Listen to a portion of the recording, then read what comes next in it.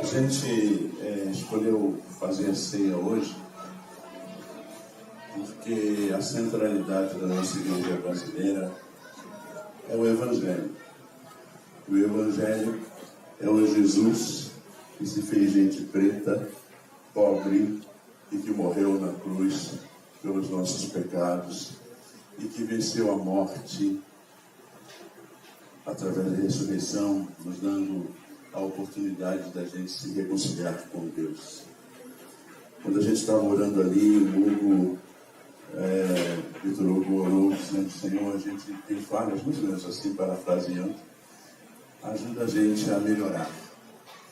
Eu acho que a igreja é isso, é um lugar que a gente, por isso que eu também acredito na igreja, é um lugar que tem um monte de gente com falhas, com enfermidades que precisam melhorar. Por isso a gente tem que ter muita graça com a gente, saber esperar, saber o tempo de cada um. A igreja também é um lugar de acolhimento, a gente está pontuando isso, é um lugar que a gente celebra tudo junto. E a gente não faz menção da ceia ser somente para isto ou para aquilo.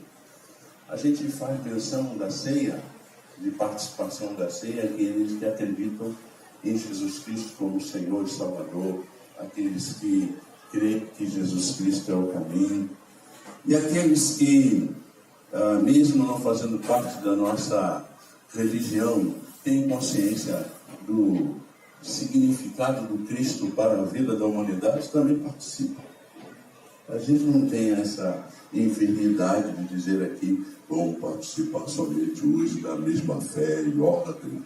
A gente até muda a voz, eu já fiz tanto isso no tempo da minha ignorância. Mas Deus me libertou disso. Então agora é tempo da gente participar da ceia, como a gente participou do ofertório, como a gente participou das canções, como a gente participou de tudo aqui. A gente vai continuar participando com essa consciência de que a gente está comendo simbolicamente do pão e do vinho, lembrando do sacrifício do Cristo que foi morto na cruz. Ela trouxe a água aqui, porque ela trouxe a água, era no momento da mensagem, mas ela trouxe só para eu mostrar para vocês que eu tenho, você não tem, né? Foi estratégico aqui, com o presente que ganhei. Então, nós vamos participar desse momento. Você vai ter a oportunidade de vir aqui, pegar do pão, pegar do vinho. A gente geralmente pega aí cada um em duplas de oração, a gente faz diferente aqui. Mas hoje, você pega o pão, pega o vinho, segura um pouquinho, você pode inclusive oferecer para as crianças. Aqui a gente não tem essa enfermidade também, graças a Deus por isso, porque as crianças, em tese, pecaram menos que nós, né? Então, a gente vai glorificar o Senhor participando desse momento. E a gente vai orar agora também por isso. Feche seus olhos agora. Senhor, é bom demais estar aqui, glorificando o Teu nome. É bom demais, ó Deus, ver o Senhor através de cada rosto, de cada sorriso, de cada abraço. É bom demais, ó Deus, estarmos neste ano, ó Deus, que foi um ano de resistência para nós. Sabendo, Senhor Deus, que o Senhor sempre esteve conosco, em todos os momentos. Então, ó Deus, recebas a nossa adoração, o nosso louvor, porque nós cremos no Cristo que morreu na cruz por nós. Nós cremos no Cristo que derramou seu sangue naquela cruz. Nós cremos no Cristo que ressuscitou e está vivo e reina em nós, em nosso coração, em nossa mente, em nossa vida. Obrigado, Senhor, por Tua graça infinita sobre nós. Porque nós sabemos, ó Deus, que não temos, ó Deus, comunhão contigo por causa dos nossos esforços, pelo que nós fazemos ou deixamos de fazer. Nós temos comunhão contigo só por causa da Tua graça e do Teu amor incondicional. Obrigado, Senhor, pelo sacrifício de Cristo na cruz. Ajuda-nos, ó Deus, a participarmos deste momento com seriedade dentro do nosso coração. E, ó Deus, se porventura, ó Deus, nós estamos vivendo de forma diferente de como o humano deve ser, vivendo de forma diferente daquilo que Jesus Cristo foi como humano. Ajuda-nos, ó Deus, a voltarmos, Senhor, à nossa humanidade primeira, e ajuda-nos, ó Deus, a exaltarmos o Teu nome com ela. Nós oramos em Teu nome, Jesus. Amém. Você vai poder vir aqui, então, pegar o vinho, pegar um pedaço do pão, e depois espera um pouquinho para que todos nós possamos participar juntos. Podem vir aleatoriamente. Essa pergunta tradicional que a gente fazia: alguém ficou sem vinho, sem pão? Alguns dos elementos, né? É bom demais a gente participar desse momento, imaginar que Cristo que foi na cruz, Ele foi na cruz, sem pensar em gênero, sem pensar em credo, sem pensar em pobre, pensando nos pobres, porque para mim Ele fez a opção por eles. Mas é bom demais saber que a gente está aqui numa diversidade imensa que está acontecendo aqui. Isso aqui é extraordinário. É coisa de Deus para mim. Eu tenho aprendido isso, tenho mudado muita coisa na minha cabeça. E eu acho que eu tenho crescido muito com essas mudanças. E eu louvo a Deus pelas pessoas que estão se aproximando de mim e estão me ajudando a mudar. Vou pedir ao meu amigo João, não é reverendo João, mas é meu amigo João. Vou pedir para que ele venha aqui e ore ao Senhor. Após a oração, então, você pode imediatamente comer e beber do pão e do vinho. Deixa eu pegar antes também.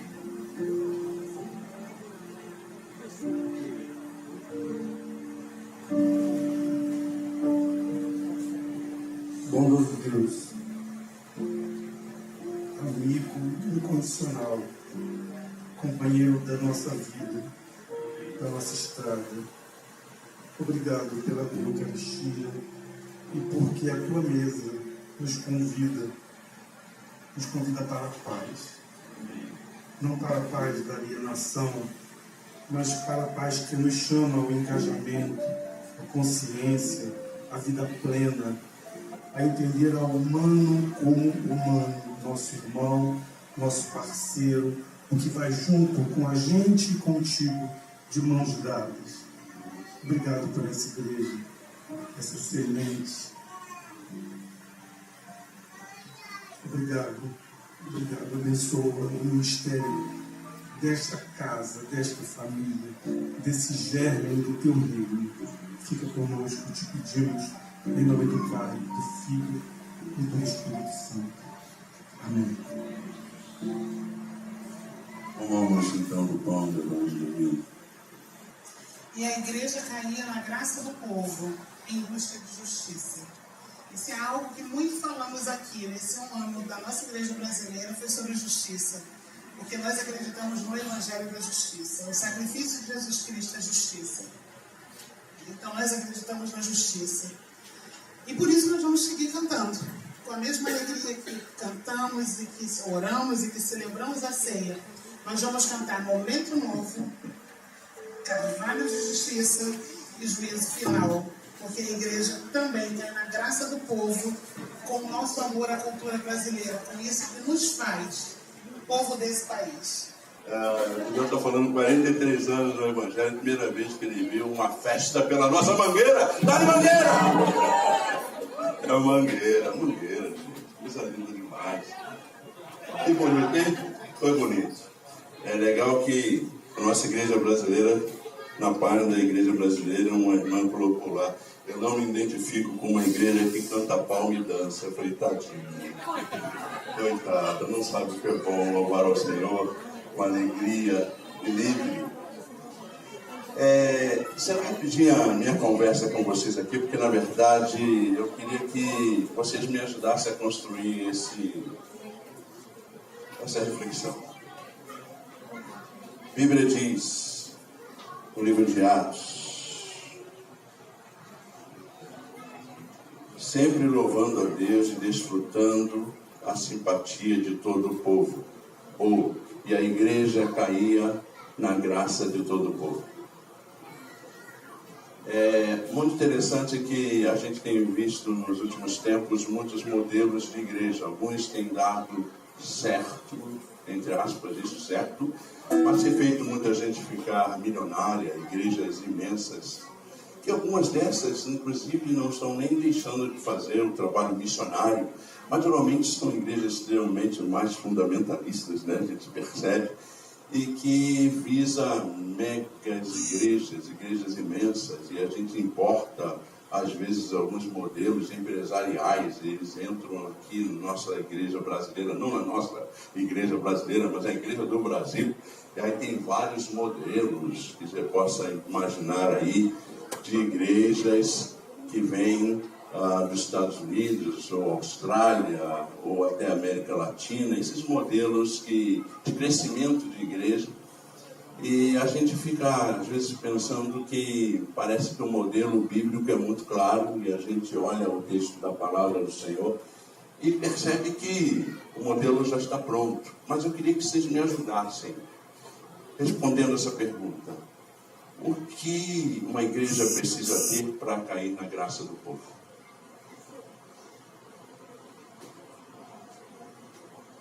Falem um de cada vez, porque todo mundo falando junto, eu não consigo entender. Amor, empatia, verdade, misericórdia com os pequeninos. Alguém falou outra coisa aqui? Respeito, justiça, graça, compartilhamento, abertura para receber pessoas, união. O que mais? Música. Música. Cheiro de comida, olha só. Tem casa de casa, cara de casa, acolhimento. E é muito legal porque tudo isso que a gente fala, a gente imagina que aquela famosa igreja primitiva tinha, né? Todo mundo vivia com muita simplicidade. E me chama muita atenção nessa igreja primitiva. Povo simples, um povo que não estava preocupado em ser uma instituição forte, estava preocupado em simplesmente estar junto. A gente olha para o texto e a gente vê que tinha muita comunhão, como já foi dito. Havia partir do pão, no partir do pão e na oração. A gente percebe no texto aqui que havia um profundo temor a Deus. Por mais que se fizesse as coisas com muita leveza, também tinha não um tremor, não um medo de Deus, mas um respeito profundo pela presença de Deus, por Deus. E havia sinais e maravilhas, aí a gente fica imaginando sinais e maravilhas, gente sendo curada, aleijados saindo, caminhando, pessoas deixando cadeira de rodas, essas coisas todas, não é? Mas eu fico pensando aqui, quantas vezes a gente pode ver tantos sinais e maravilhas de gente que chega em nossa comunidade totalmente destruído, sem ânimo para nada, querendo desistir de tudo. E aqui a palhinha aqui, né? Já falo que o upgrade vai ser um chapéu, né? E aí, ainda mais na Semana da Mulher. Não vamos continuar, né? Esse texto me ajuda a entender que sinais e maravilhas podem ser coisas simples. Um abraço pode ser um sinal, uma maravilha de cura. E a gente não precisa nem se esforçar muito para ser igreja. A gente não precisa importar modelos empresariais que fazem com que essas igrejas fiquem imensas e às vezes a liderança extremamente rica, andando de avião para um lado e para o outro. Não que eles não mereçam isso, fizeram por onde, do jeito deles, mas será que de fato é esse o modelo que a Bíblia nos ensina? E aí é muito interessante, diz assim: os que criam se reuniam num só lugar e compartilhavam tudo que possuíam.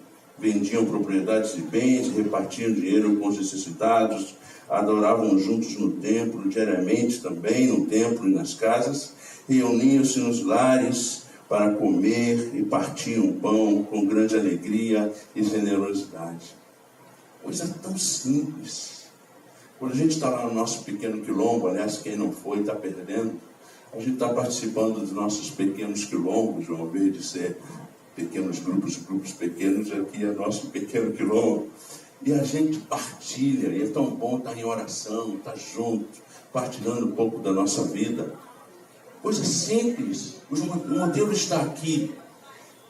A nossa igreja brasileira não é melhor que nenhuma igreja neste Rio de Janeiro, neste Brasil. Também não é pior. Talvez tenha piores, talvez tenha melhores. Mas com certeza talvez não haja nenhuma igreja parecida com a nossa igreja brasileira. Porque a nossa igreja brasileira só é a igreja por causa de nós. É o nosso jeitão, a nossa maneira de ser, nossas falhas, as nossas coisas positivas. É isso que é a nossa igreja.